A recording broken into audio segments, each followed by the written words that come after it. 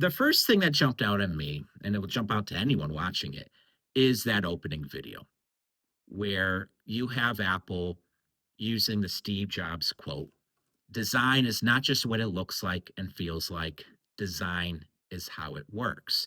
And then you have this 80-second montage of various Apple features, materials, capabilities, and they're all connected by shapes, textures, materials. I thought it was very well done, and I think the overall reaction that people had to it was pretty positive.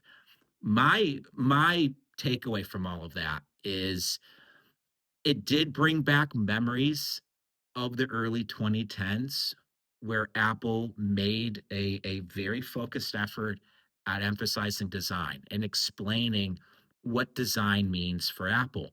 And it was nice to see Apple once again put that in the spotlight.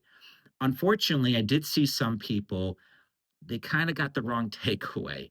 And they were saying things like, oh, Apple has rediscovered design.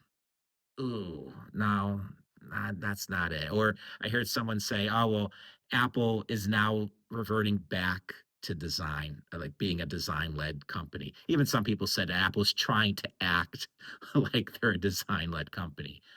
The reality is, with these types of presentations, Apple's goal is to try to come up with a theme that connects all of the new features and all of the new products.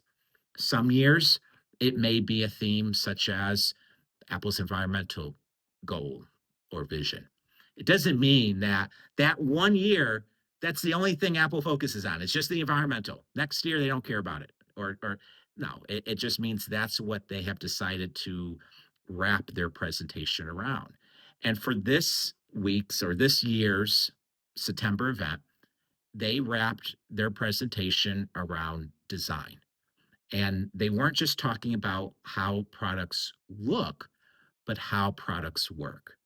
And I thought it was a really effective theme at putting all of this hardware, all of these hardware changes into perspective while also connecting all of them. We could go through the list: AirPods Pro 3, all the new Apple Watches, but especially the iPhone, iPhone Air, iPhone 17, really every flagship iPhone. The hardware changes that Apple announced, they were noteworthy to me. And I think, if anything, the risk that Apple was probably concerned about is people wouldn't focus on iPhone Air and everything they had to do with those internal sub-assemblies to come up with a device as thin and as light as iPhone Air or iPhone Pro.